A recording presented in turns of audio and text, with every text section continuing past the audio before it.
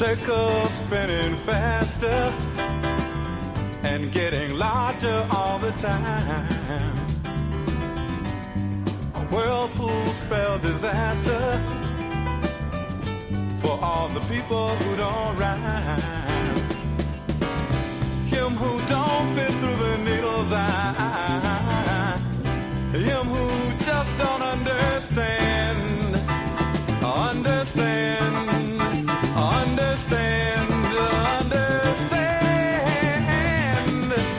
A brand new sense of freedom. A brand new sense of time. You may go and stand alone now and leave the hate and fear behind.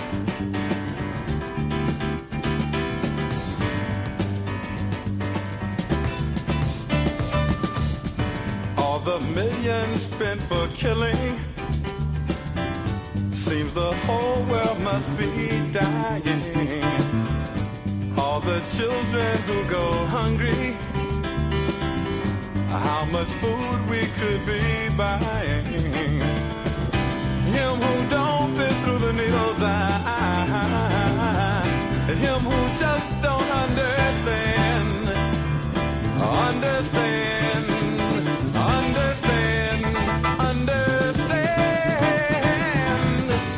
A brand new sense of freedom. A brand new sense of time. You may go and stand alone now and leave the hate and fear behind. People wake up every morning and simply push their lives aside. They seem to carry all their feelings crushed and crumpled up inside. Inside, inside, inside. Him who don't fit through the needle's eye. Him who just don't understand.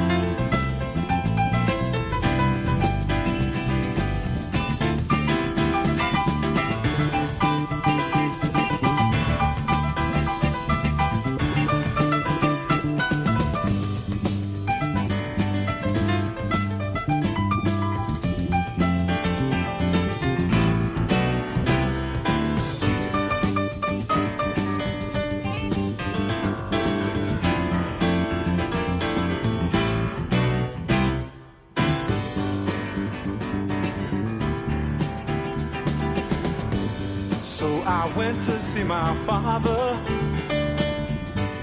Many questions on my mind, but he didn't want to answer me. God, the whole world must be blind. Him who don't fit through the needle's eye. You may someday go insane. Insane.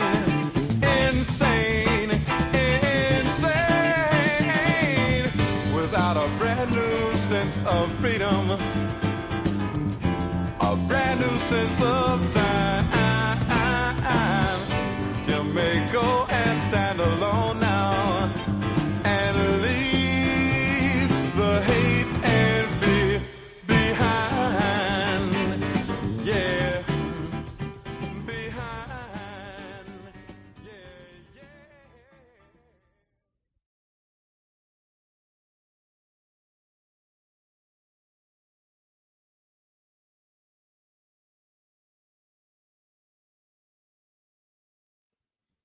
Check 1 2, mic check 1 2, mic check 1 2.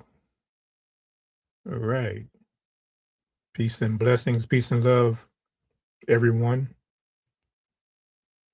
Welcome to 2026. Him who can't fit through the needle's eye. You know,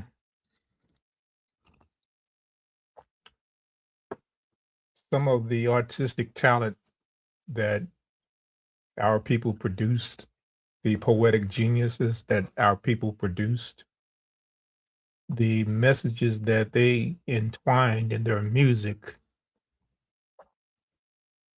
is amazing because of it being transcendental from time to time. That was Brother Gil Scott Heron in his message in the needle's eye that we need to begin to free ourselves of all the burdens that exist in day-to-day living and in our efforts of freeing ourselves from the burdens that exist or that are placed on us from day-to-day living will lighten our load and allow us to fit through the needle's eye. And those who continue to want to be weighed down by material and greed will eventually go insane, as he said. So, yeah, 2026 is starting off with a boom. And it is quite interesting of the continuation of the existence of a people that are going mad day by day, minute by minute, and you see the realities being played out in front of us, whether we are tuned in it through social media platforms or watching the madness unfold on TV or reading about it in the newspapers. We see the things that are happening and beginning to unfold right before our eyes with the madness that's taking place. And we are wondering, when is the real shit going to hit the fan? Because we're starting to see it bubble up. 2026. So we're back to 2026. We're back to one. So everything is starting all over again. But this is the time where after we made it through the 9 year in our elevation, we're now back to one, and the cycle repeats and starts over again. So this is a time where we can reground ourselves and purposely work on the elevation of ourselves and the influence of others to do the same.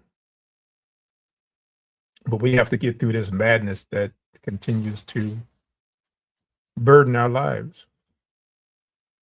Um, this year, this calendar year, 2026, starting off, um, for me, has been met with some challenges that I'm navigating through. I had to sit down and begin to reflect on self again, as I so often have to do, and ground myself and reflect on what in this year or in this calendar year that I would like to achieve. One second, because this camera is acting funky. Okay. So the things that I intend to achieve or intend to focus on, not achieve, but intend to focus on, and so that I can continue my elevation. Peace and love to your brother Rick. Thank you again for joining me. Peace and love to your family. Hope everyone is doing well and that you had a beautiful holiday season. And that your family's doing well. So, in my reflection and in the need for me to focus on what is happening to myself and personally and to things and to us collectively in ourselves, in our community, in this country. Um, when you have that reflection, when you have that need to focus on the messages that are being sent to you time and time again, you have to stand up and pay attention to what's being sent to you, or that message will continue to repeat itself. And these are the lessons that are being taught to us in this country today as we reflect on coming back to the beginning, or to the ground, or to the base. We have to look at what the lessons are that are being brought to us so that we can continue to elevate. So we're back here at ground one, or at the root chakra, or at the base, or at the root. And right off the bat, 2026, we wake up in the morning of Saturday morning and find out that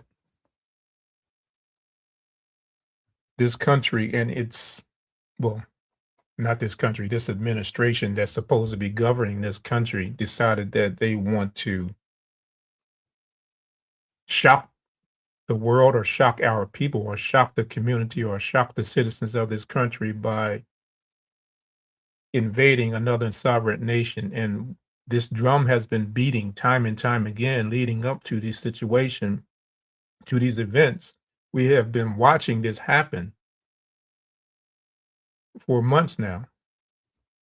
Oh, let me just segue real quick.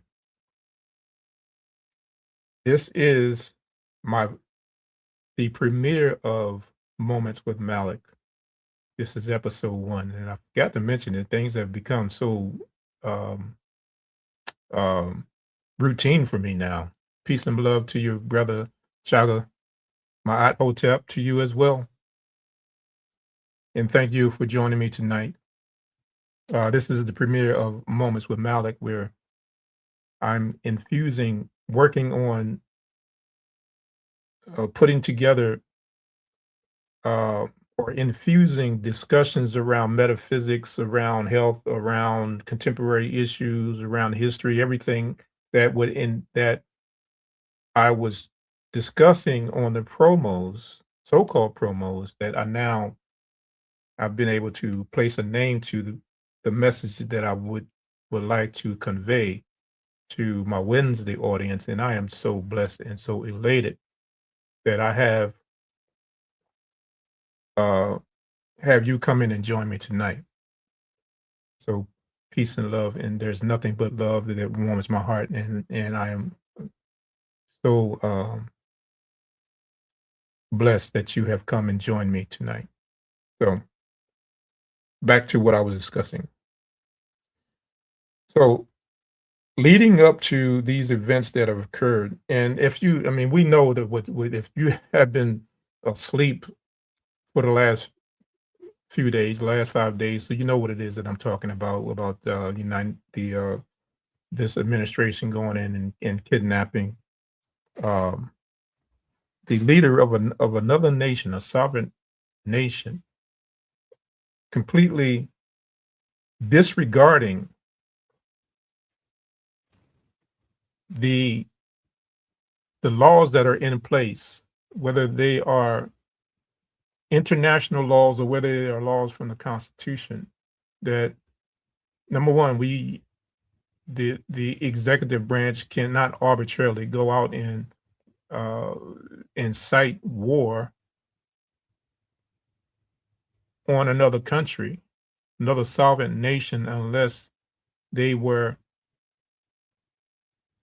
uh, provoked. So there wasn't any provocation that took place that would initiate an invasion of another nation. But Again, if we're paying attention to history, then we're back to one. You're paying attention to history. This is nothing new for this country. But what's been so interesting about that, and I'm going to come through and tie this all together before we leave out of here tonight. But what's been so interesting about that, and as the lead up to this situation that took place on Saturday morning with us invading Venezuela, they've been manipulating the process for months, particularly when they were bombing these so-called narco traffickers that they identified.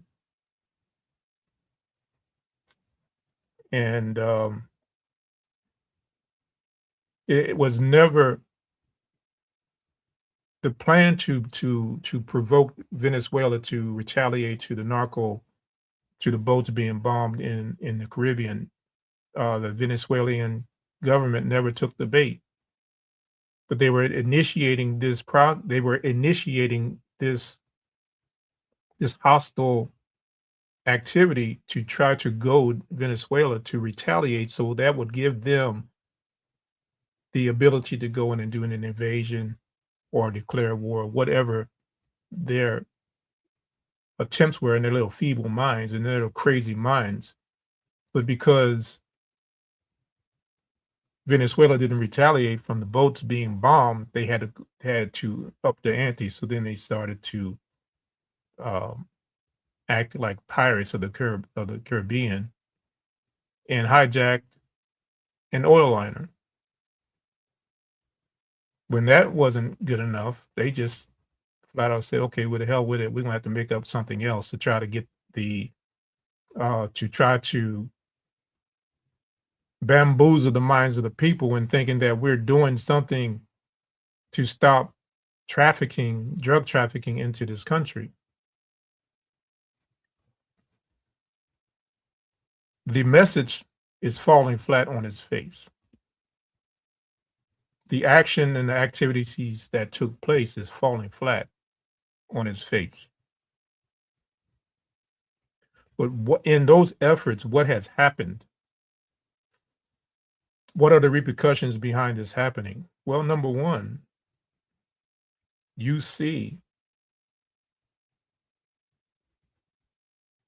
the actions of a rogue government that is completely and utterly disrespecting the governing doctrine, doctrine, not doctorate, the governing doctrine, the foundational governing doctrine of this country, which is identified as the Constitution of the United States.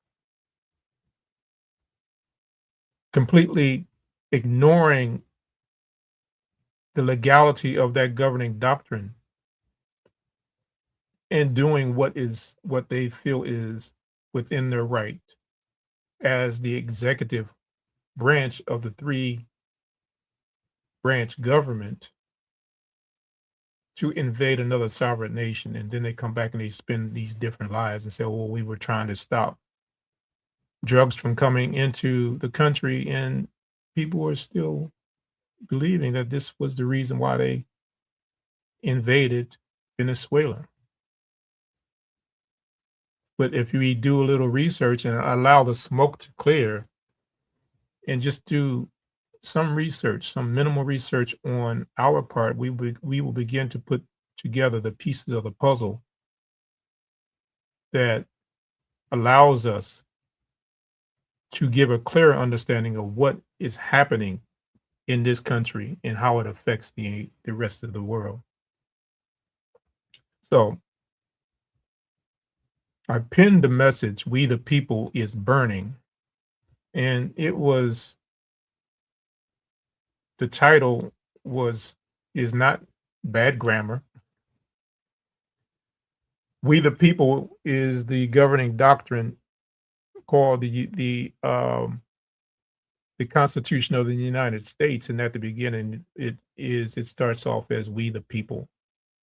So it's the doctrine, the Constitution of the United States, where I indicate that we the people, the Constitution is burning, and they are burning it to ashes, and everything that has led up to this point, including the intervention and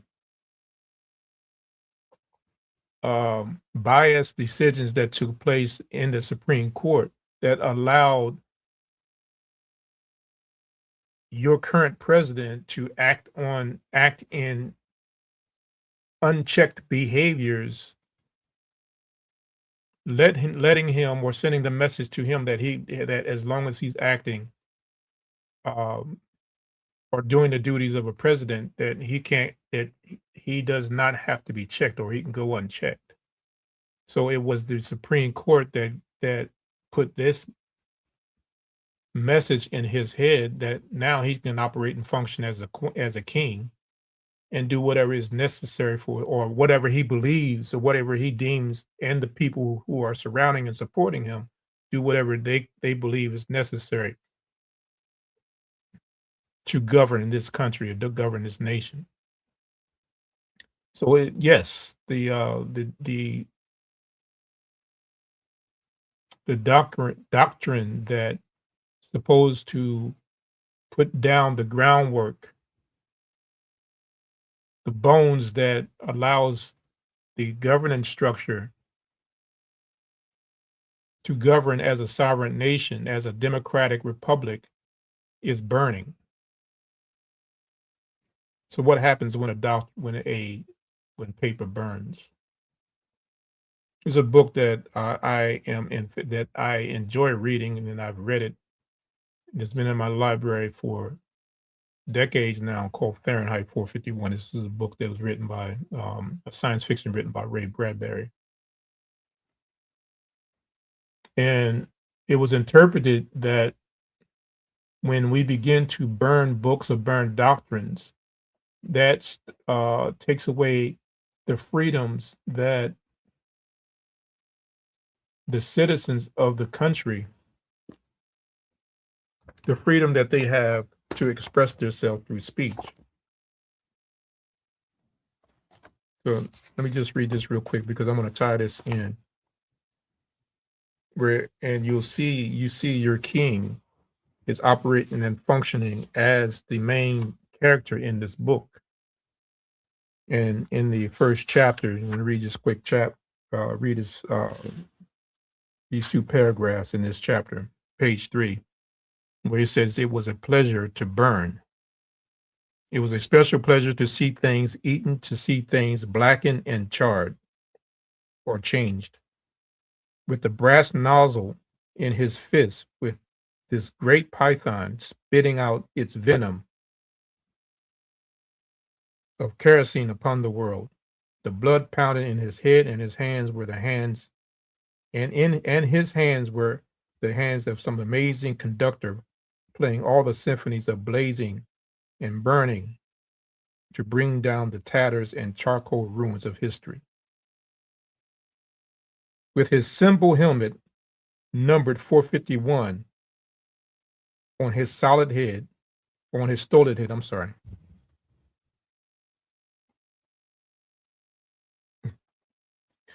451 on his stolid head, and his eyes all orange flame.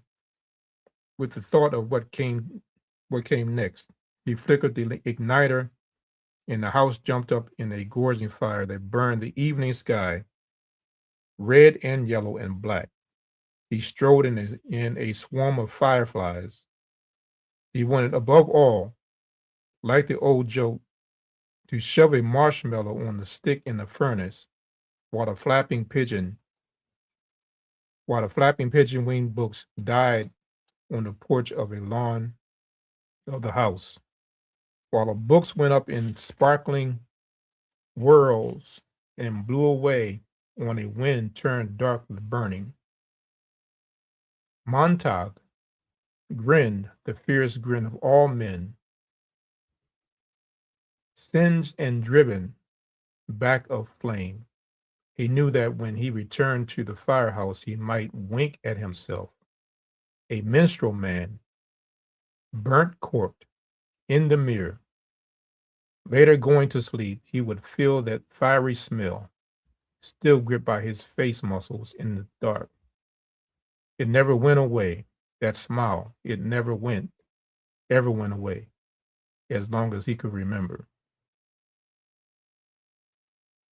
What is the symbolism of this is that we see a conductor, Trump, and his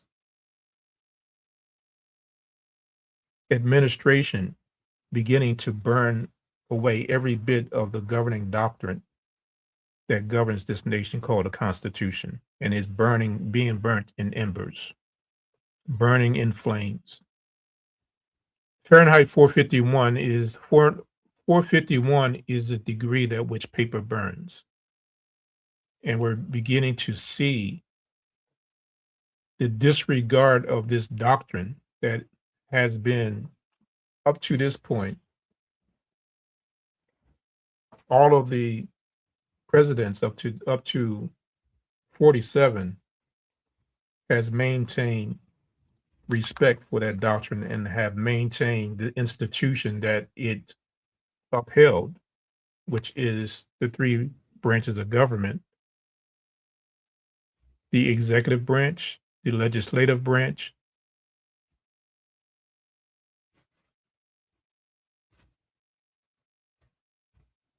and the Supreme Court, the judicial branch.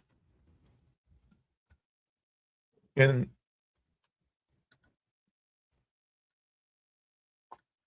to me, as we begin to see these things unfold, we're starting to see the disrespect and how fragile this document actually is. And I played Brother Gill um, this evening, but he also has a single from the album that was produced, I think it was in '74, Winter in America, where he talks about the Constitution and democracy. And when he says that the Constitution is a noble piece of paper, but it's only a noble piece of paper if what is followed on that document is followed. What is written on that document is followed. So we're beginning to see how fragile that Constitution or that noble piece of paper is, because now you have administration that is in power in power of the executive branch that completely and totally disregards everything that's written in that document.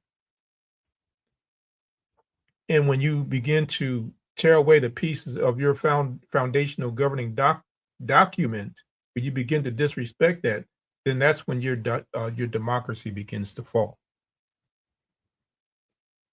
And you have the behaviors of a rogue administration doing whatever they believe is necessary for them to maintain power.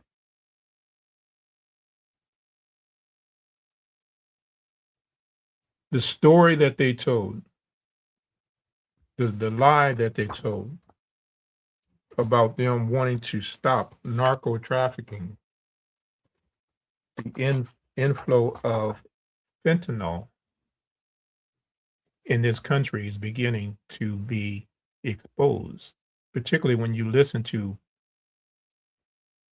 the message that they provide in front of their face when a mic is placed in front of their face.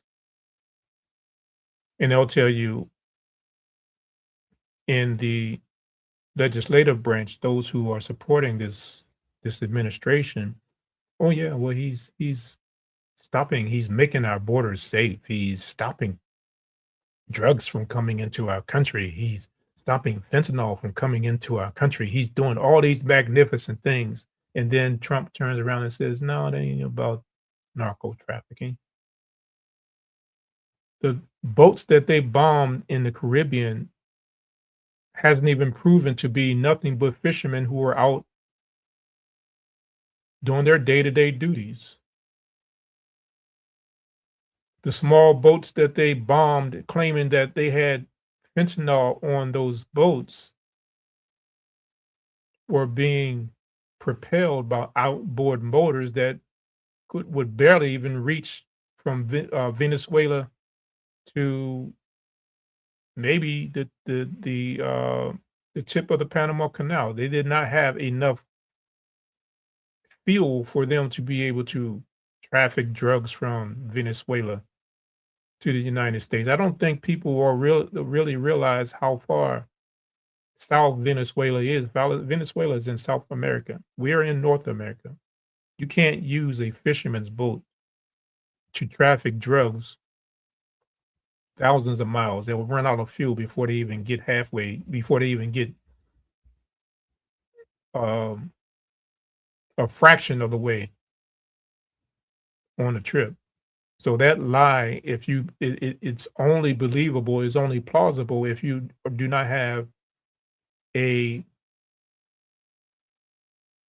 awareness of how far or where Venezuela actually is, and dealing with the downgrade of the education system and us being so tied into other uh, distractions, we wouldn't pay attention to that anyway. We would just continue to eat up these lies as if it was breakfast, lunch, and dinner.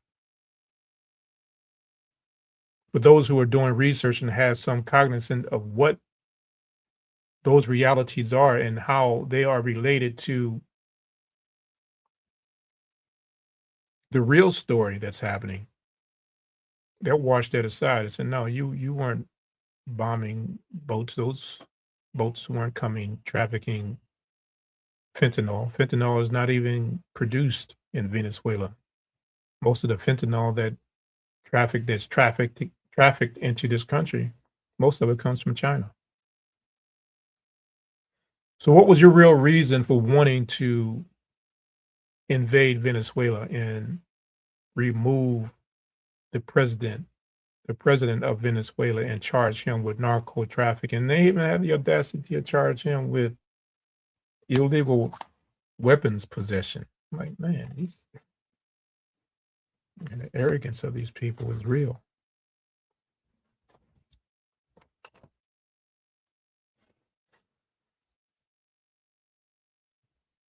Weapons possession. You have the right to tell another country. You have the right to tell another country and its citizens that they don't have a right to possess arms. Mm. The amazing arrogance of Europeans telling other people, other nations of color, what they can do and what they can't do.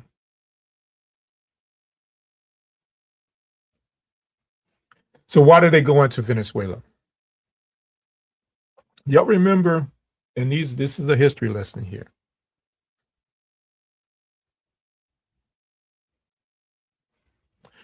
Do you remember all the wars that have taken place?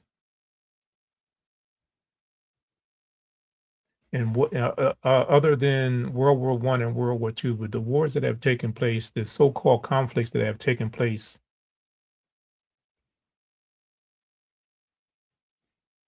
these last 20, 30 years, maybe 40 years. When did they go and invade? When was the Desert Storm? What was it, 90, 90, 91, 90, 89, 90? Yes, actually, definitely, brother. Transnational crime syndicated masquerading as the government called America has always been the world's most notorious drug cartel. So forcibly remove the drug kingpin from the Oval Office. Um, yeah, I mean, I agree. That can only be done if we understand what's actually happening and how our civil liberties are being taken away from us bit by bit, piece by piece. But if you continue to listen to the lies that they are perpetuating on the people, that will never happen. It's not just this drug kingpin. There's been several drug kingpins that have allowed the influx of drugs to come into this country. So he's not stopping drugs coming into this country. Hell, he just pardoned one of the largest cocaine traffickers known in the world, who was serving a 45-year sentence for trafficking over 400 something ounces or tons of cocaine, and he was pardoned. So this is not about drugs.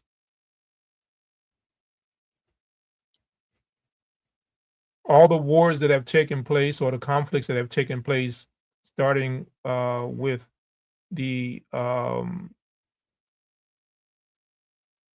with Desert Storm, when Saddam Hussein invaded Kuwait. And then after Kuwait, you have um, the second Iraq war. Then you had the bombing of Libya. And you have this activity and action that's taking place around the so-called area of the Middle East. And you have to stop and ask yourself, why is this being done? Why is this happening? And if you listen to the message that is being delivered, they'll tell you, or Trump can't keep his mouth shut long enough to blurt out the truth, where he told you this is not about drugs, this is about oil. It's about oil. And it's been about oil. It's been about oil for decades.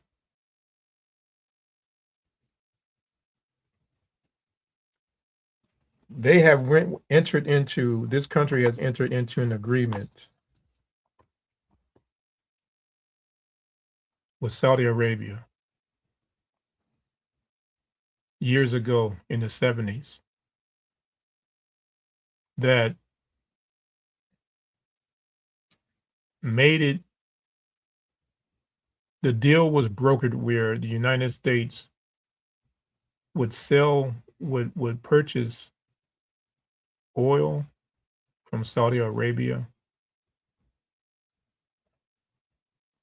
and in exchange for the oil being purchased from Saudi Arabia at a discounted price, the United States would provide protection for Saudi Arabia.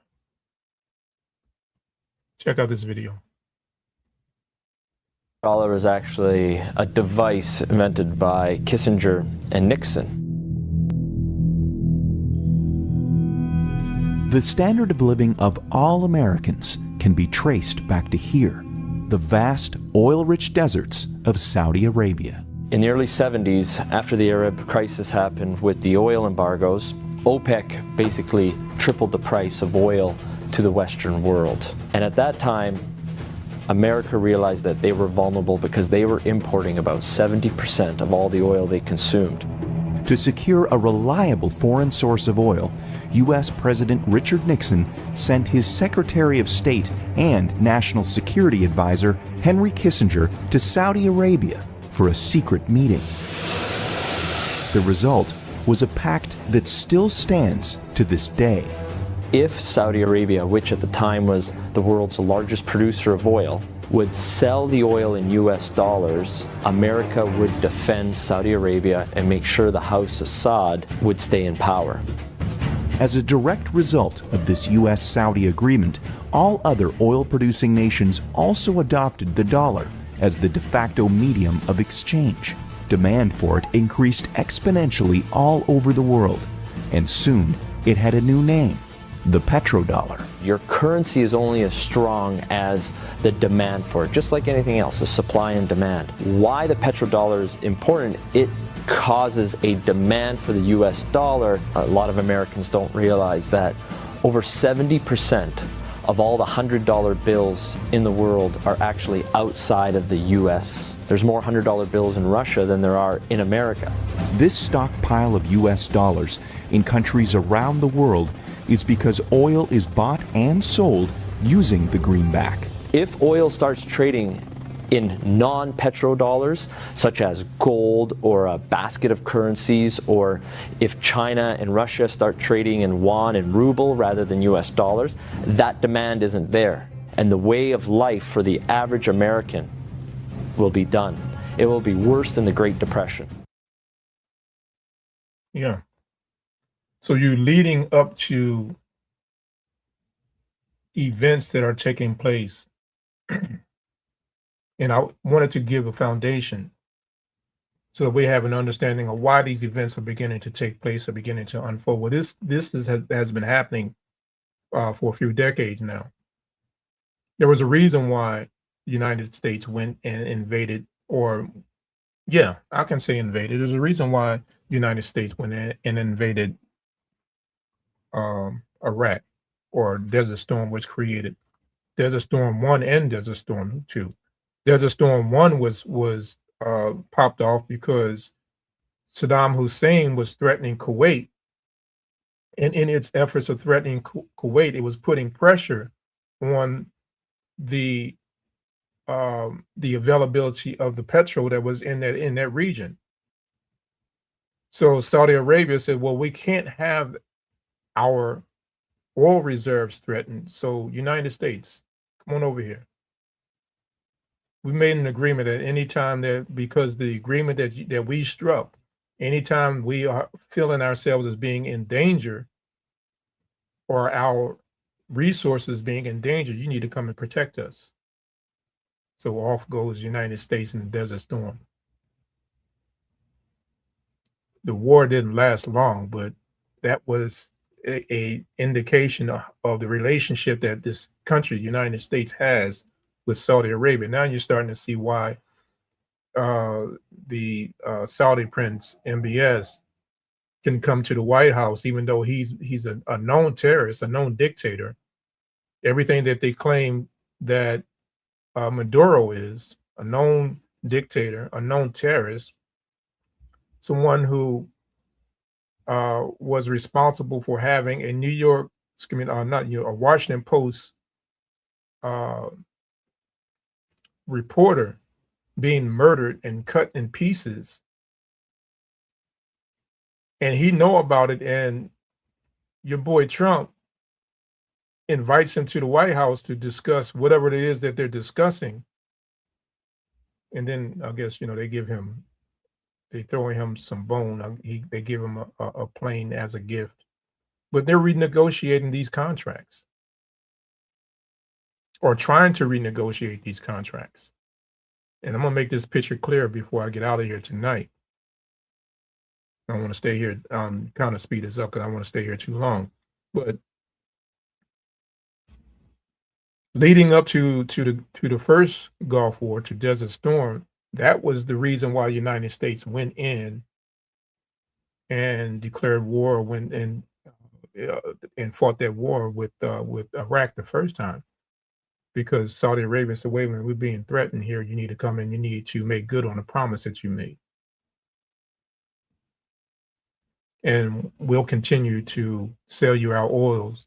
We'll continue to sell our oil, and you can continue to force the rest of the world to purchase oil in U.S. dollars." So as you notice, their oil on the stock exchange does not trades in nothing but U.S. dollars. That's the agreement that they made with Saudi Arabia. Anyone who wants to purchase oil from Saudi Arabia, they have to purchase oils in the U.S. dollar. They can't purchase it, or they couldn't purchase it in any other monetary exchange. They had to use U.S. dollars to do it. So this built up the economic power that the United States had, and the global influence that they had on oil. This is why these wars have been fought. These wars they're not trying to deal with bringing democracy to any of these lands or any of these countries. They're protecting the oil. They're protecting the petrol that's in the ground or in the oil reserves. Excuse me, protecting the oil in the reserves, particularly that's coming from Saudi Arabia, because Saudi Arabia is the largest exporter of oil throughout the entire world.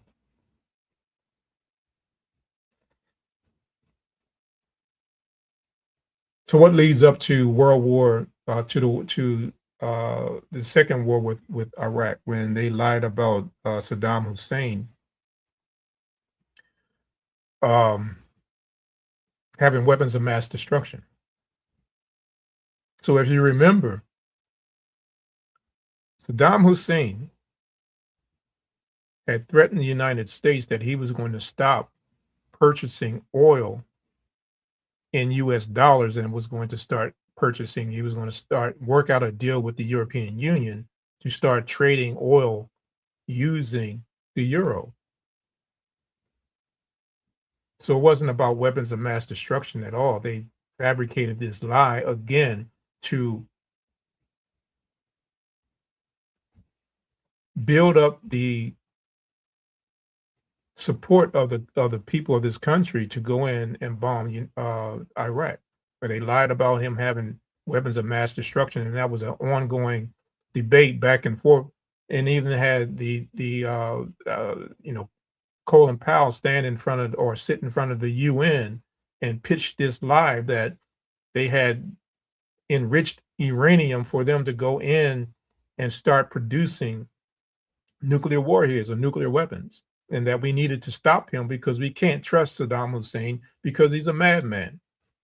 And once he has the ability or the capabilities to be able to build a bomb or a nuclear weapon, then he might turn that nuclear weapon onto, and of course, they brought in Israel, which has always been a key player in all of this craziness that's happening. So they said, well, we need to go in and we need to bomb him. We need to stop him in his tracks because he's a danger to the peace in the world. That ain't why they went into Iraq the second time. They even tried to spin the idea and the lie that he was responsible for the world towers being bombed, and we knew that wasn't the case. And as it has been found out for years now, that it wasn't Saddam Hussein or Osama bin Laden. It was the Saudis who were flying those planes and flew those planes into those towers. But they weren't even implicated in the world court. So Saddam Hussein decides that he wants to start negotiating with the European Union to start buying oil in euros. That threatened the dollar. Because remember, the petrodollar is what has been the foundational exchange or the foundational currency that every country that purchases oil throughout the entire world, that they have to purchase oil in dollars. So they went and invaded Iraq to put Iraq and Saddam Hussein back in their place. Of course, they ended up assassinating Saddam Hussein and destabilized the country for years and years to come because of oil.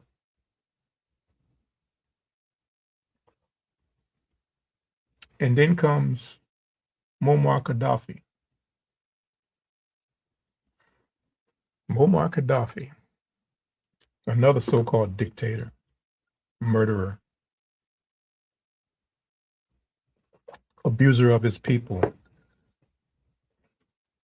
You know that Libya, when Muammar Gaddafi was the president of Libya, Libya was one of the more peaceful countries on the African continent that was producing for its people. That the cost or the life of the citizens of Libya were a whole hell of a lot better than what it is today. They went in and they bombed Libya and destabilized that country. Why did they do that? Did you all know that Libya wanted to take control of its own resources and its own currency? Brother Jason, how you doing? It's been a minute. I'm getting all kinds of new faces in here today. Thank you for joining me. So did you know that they were making arrangements to build up its currency on the African continent, and they were trying to form an African united. I forget how they termed it. African United States of Africa is what they how they termed it. And but that also threatened the economy of how oil was being traded on the African continent. So once again, they decided, okay, we need to take Gaddafi out. And we're going to use the lie that he's a dictator and he abuses his people, da da da da da. And of course, we sit here listening to the narrative, regardless of how false it is. We still listen to the narrative and we get on board. Okay, well, we need to take Gaddafi out. And they did that. And Libya has been in tatters ever since. That was you all's boy Obama who did that. But this has all been about oil for the longest time. You ever remember Hugo Chavez? The heated exchange that Hugo Chavez was having with Bush Jr., and that Hugo Chavez was this dictator and that he was this evil person and they needed to do certain things to be able to free the Venezuelan people from this dictator and, da da da da da. Well, they were mad with Hugo Chavez because of the oil reserves that he was sitting on, and they took back the ability for, or Venezuela took back the ability for, they took back control of the oil reserves where they now had control, and they sort of kicked out the big the big companies like Exxon Mobil and I think it was Shell. Was it Shell? Exxon Mobil, BP,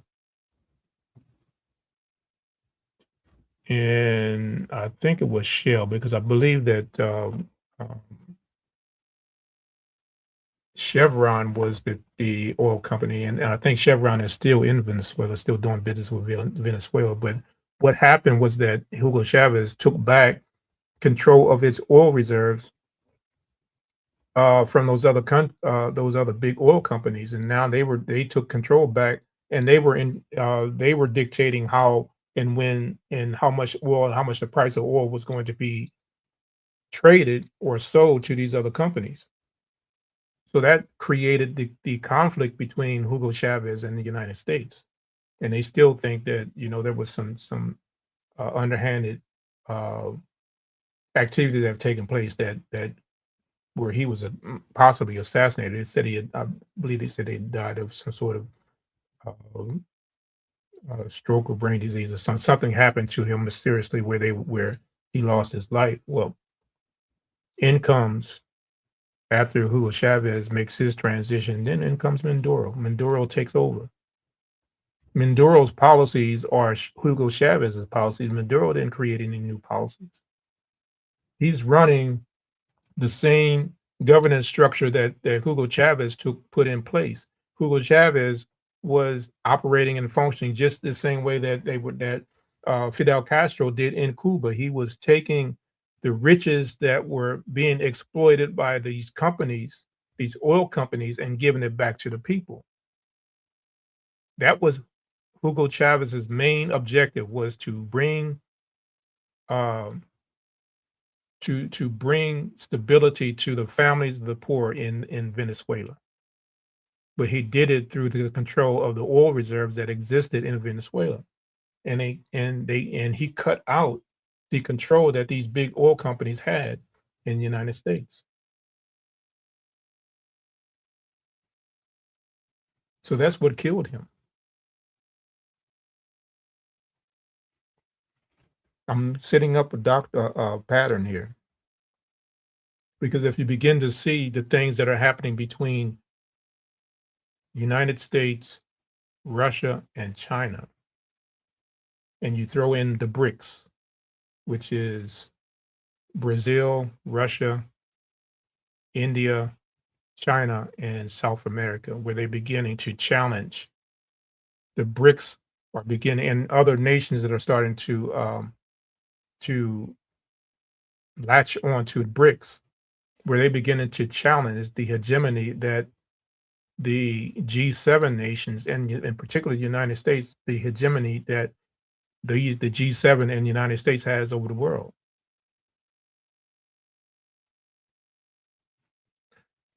Remember in the video that the deal that was struck with the Saudis and the United States, and they continue to negotiate or renegotiate. Well, that renegotiation is now in jeopardy because Saudi Arabia has been talking and breaking deals and making deals with China and Russia to start trading their oil in the Chinese dollar and the Russian dollar, the ruble. What is the Chinese dollar? The yen? No, the yen is the Japanese. I thought I had it here in my notes.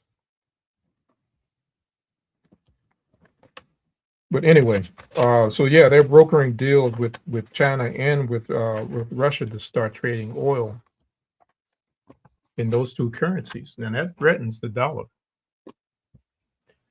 So that if that comes into play, now the United States doesn't have full access to the oil that's being traded with Saudi Arabia. So now they have to find another reserve, another oil reserve.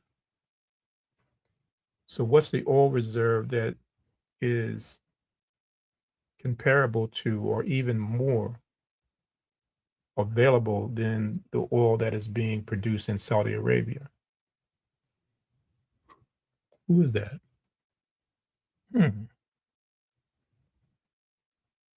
Venezuela.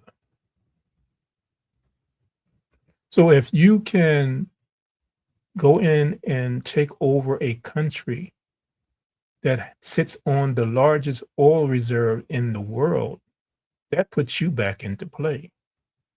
Particularly if you are controlling and dominating the whole production and exportation of that resource. Now people got to play with you.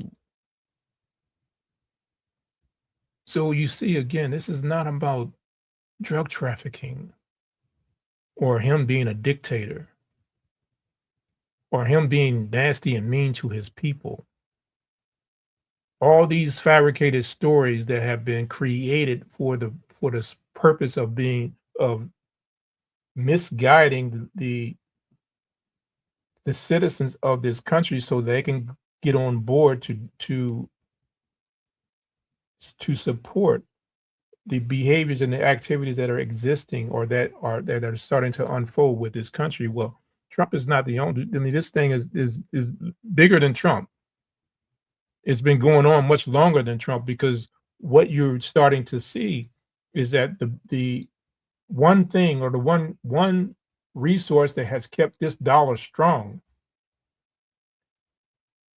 in the global market has been oil, because everyone has to have it. It's been the most used resource throughout the entire world. So if you can control the oil reserves and you can force people to once again trade the oil reserves in dollars, because you're starting to see the deal that was brokered with Saudi Arabia starting to falter, because now they're talking with China and they're talking with Russia. What do you do to negate that? You go after the largest oil reserve in the entire world, which is Venezuela.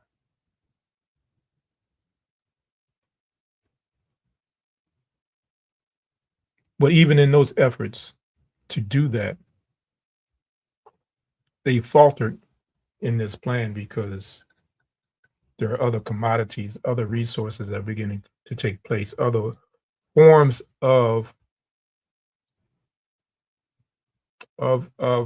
energy, other forms of energy that are starting to take place.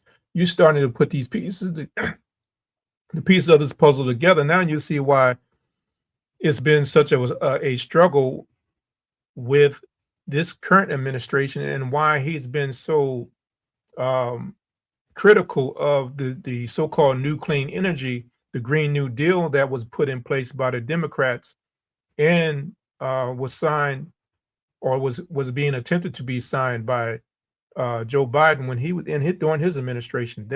That wasn't something that Trump was articulating. Hell, Trump can't articulate much of anything, particularly when it comes to being able to govern.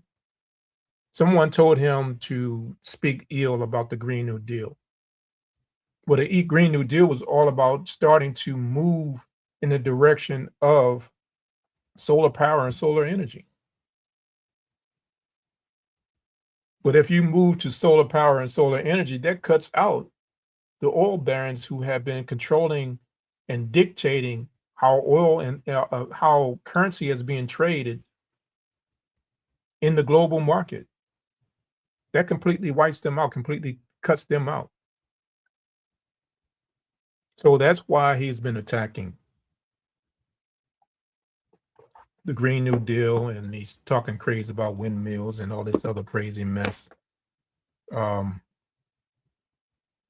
there's some other pieces of this that I wanted to go into as well that I won't get to tonight. I might pick back up on the subject again in 2 weeks, because there's other pieces that I wanted to discuss that really begins to tie this thing back into the ideas and the ideologies that this European, this white man, this white nationalist behavior and white nationalist ideas, how they're beginning to unfold and use its sick mind to influence or force or usurp the power that other nations have in the Western Hemisphere. The Monroe Doctrine should come to mind, and then they went and coined this thing, the Dunroe document. It's silly shit. But go and read up on the Monroe Doctrine and figure out and find out what was behind the Monroe Doctrine, and I'll come back in and discuss that at a later time, because it's getting late, and I hadn't intended to stay here past 1 hour. But let's move forward with what we're seeing with the threat of the petrodollars, and how the entire world, the rest of the world, is beginning to move to solar energy and solar power, which threatens the hegemony that this country has in being able to trade dollars, being able to trade the currency that's being traded for the most usable energy source on the planet, which is oil. So if other nations are moving towards solar energy, where does that leave the United States?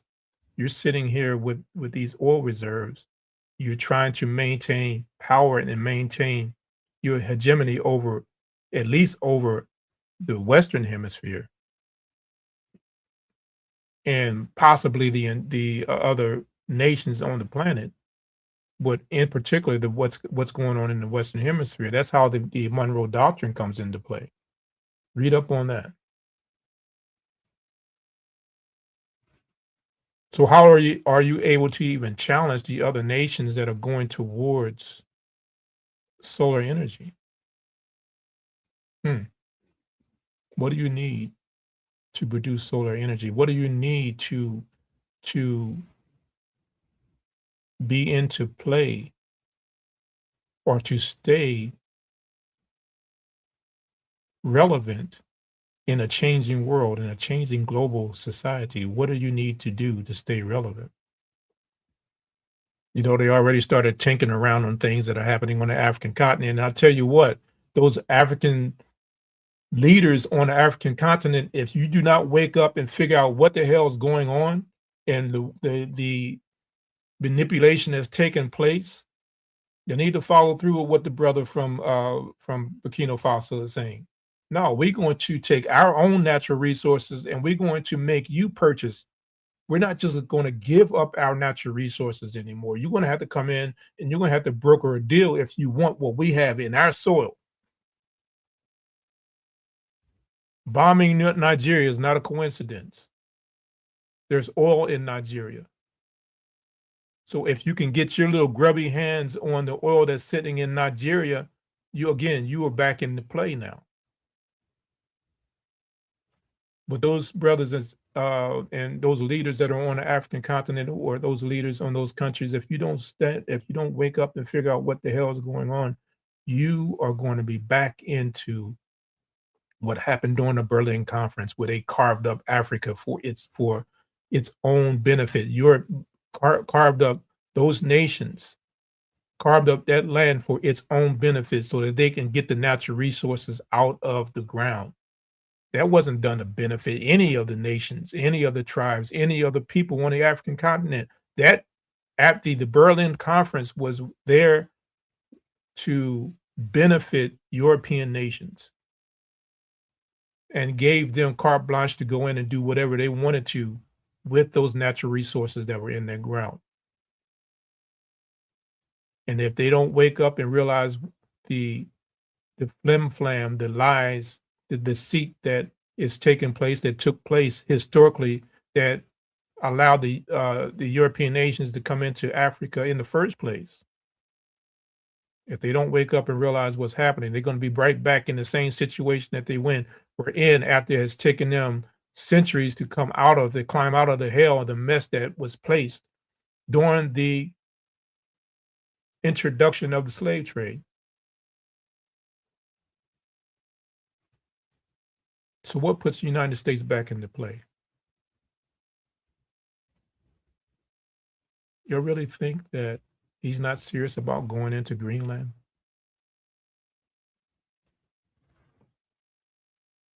What's in Greenland?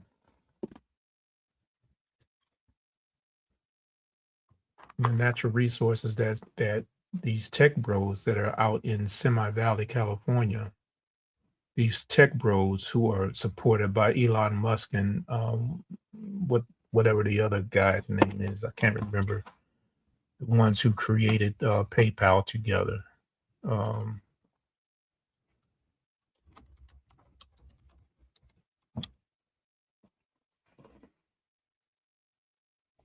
What is this guy's name? Peter Thiel. So it was Peter Thiel and Elon Musk who were, and along with a few other ones who created PayPal, but it was Peter Thiel that put its backing, that backed JD Vance to come in as to be selected as the vice president or Trump's running mate. Trump didn't want Vance as his running mate. He was looking for some other fool. But it was Peter Thiel and it was Elon Musk that influenced Trump to choose JD Vance as his running mate, because JD Vance is in bed with the tech bros out in California. And they figure that if they have that insight, that inroad where they can manipulate things enough where they can put Vance in Trump's ear where he can start moving, that's going to benefit the explosion of technology in this country. If he can manipulate Trump enough. But you have to have the resources to do that. So when China said, after these tariffs were placed on China, China said, "Oh, you want to place 100% tariffs on us? Okay." We have connections to the African continent where we are helping them to exploiting. They're not helping, they're exploiting to extract the precious minerals out the ground, and we're going to cut you out of the play. Because the world is moving away from oil and beginning to move into other natural energy sources. So who has just as much precious minerals in the ground that could rival what's in the ground on the African continent. Greenland. So if we can go and we can take over Greenland, that puts us into play in the tech industry, in being able to trade and have control of how minerals or precious minerals are going to be traded now. See, we need to wake up. So they have us so fixated on this little small shit like the Epstein files. This man don't give a damn about no Epstein files. And that's the narrative that is continually being placed in front of us day in and day out, where he's bombing Venezuela to keep us distracted from the Epstein files. That man don't care about no Epstein files. January the 6th was yesterday. This man led a mass coup against his own country. He was the president that incited a riot because he wanted to stay in power as the president, and he created this lie about the 2020 election being stolen, all this other bullshit that he knew behind doors that he actually lost the election, but he comes out in front and feeds his rabid base these lies and gets them all riled up. And now January 6th comes, 2021, January 6th comes about, and he leads an insurrection on his own country. And the boys that he has sitting up in the Supreme Court gave the decision that he was acting in the interest of the president, or acting as a president, and he was doing his presidential duties, and he wouldn't have to be the actions that he is being charged with would have to be rethought. And you have to decide in the courts, they would have to decide when he was not acting as in presidential, or acting presidentially, or doing the duties of a president, and when he wasn't doing the duties of a president, when he was acting in his own interest. That's what stymied the trials that were in place, because they had his ass dead to rights. The evidence that Jack Smith had put together, all the research that was done, the information that was put together to convict him, were all for naught. And if you would listen to if you were able to read the transcripts that Jack Smith put together, Trump was dead to rights. But the Supreme Court interceded the way they always did, because they did the same thing in 2000, Gore versus Bush, where the Supreme Court told Florida that they needed to stop counting ballots when it was close to Gore taking over the lead that Bush had in Florida. That would have given Gore Florida, that would then allowed him to get the necessary votes or the necessary electorates to take the presidency. It was the Supreme Court that interceded and told Florida that they needed to stop counting votes. So they did the same thing. They went and interceded again in this situation, where they kicked these decisions back down to the lower courts, where they could not prosecute these cases that were being put together to convict Trump, because they had him dead to rights.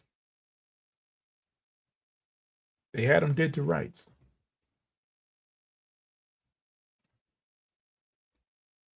So you see the things that are unfolding and continuously unwinding right in front of our face.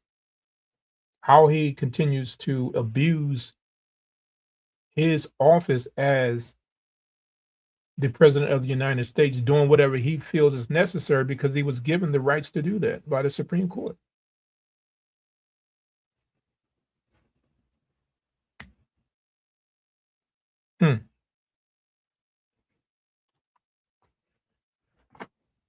before I close, I'm gonna read this because we're talking about. No, I'm gonna hold off on this. I'll come back to that.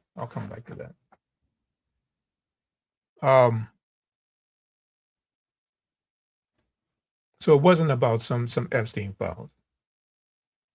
Even if all if the entire document is unredacted, because they redacted just about the whole damn thing.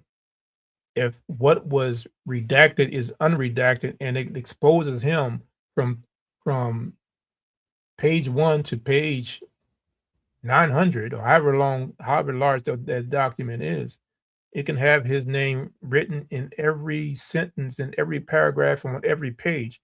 They won't do anything. They'll find a way to excuse him. So he's not concerned about some damn Epstein files. He knows he's in and out, and in the entire country, the legislative branch knows he's all over those documents. They don't care. They don't care. So he's not just going into Venezuela to distract people from, or to create a distraction of what's happening with the Epstein files. And he's not concerned about that. If this man can lead the charge of an insurrection against his own country and not be persecuted for that, you think he's concerned about some damn Epstein files? No, he can care less. So this is where we are. And if we don't begin to realize and understand what's happening in this country and how things are moving in this country with a rogue governance structure that is tithering back and forth, and it's about to fall down, and we don't realize what position and what power we hold when this thing really does come crashing down, then we're going to burn along with the Constitution, because it's all but burnt to embers now.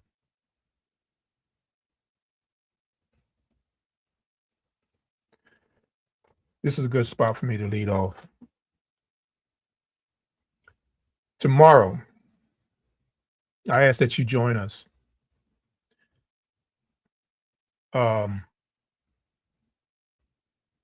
We are going to hold a prayer and meditation session to bless the year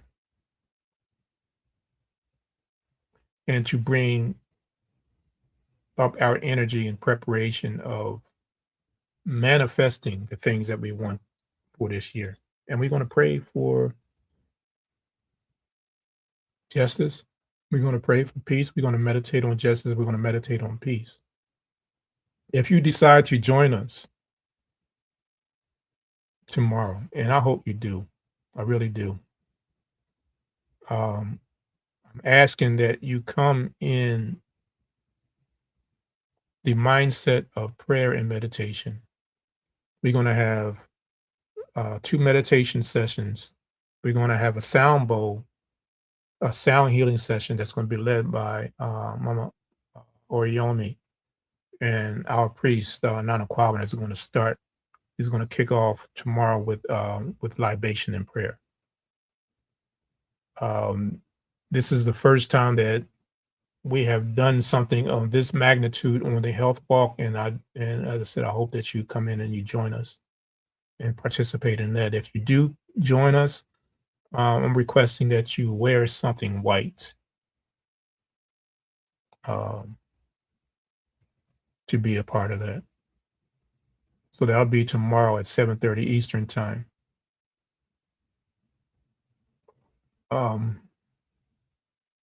And again, I appreciate those who joined me tonight, and I pray that your new year is going well and that you will have a blessed year throughout, and continue to be in the struggle, continue to fight for justice, continue to fight for peace, continue to fight for the elevation of love in this country and throughout the entire planet, because things are moving, things are changing And we have to understand what side of the change that we're sitting on, whether it be for the destruction or the construction. There are some good things that are happening in this time and space, and greater things that have the potential of happening in this time and space. But we have to stay cognizant of what's happening to be in combat of with the good things that are taking place. Because when it all boils down, this is not about making life better for the collective. This is about keeping the pockets filled of millionaires and billionaires, and they don't give a damn about the commoners that exist that are living in this country. Hell, they it was in at the beginning of the year was when the healthcare subsidy spiked, or the premium spiked for healthcare, where people's premiums doubled, tripled, and quadrupled. Where they may have been paying $300 for a deductible, now they have to pay $1,200 for a deductible just to get health care. So they don't care about what's happening with the common people, the middle class, or the working class people in this country. It's about how much more can they stuff their pockets of dollars. So we're going to pray for that energy for us, for the working class people, those who are focused on trying to make life better for all of us. We're going to focus on those prayers and those meditations. So join us tomorrow, 7:30 Eastern Time, live on the Health Walk. And thank you again for joining us for episode 1 of Moments with Malik. This will continue to get better. I will continue to provide information that is going to be informative for us going forward. And it's going to always follow, or it will always precede the health walk. So until we meet again tomorrow, 7:30 Eastern Time on the health walk, we ask that you be the change that you want to see in the world. So peace and love all the time.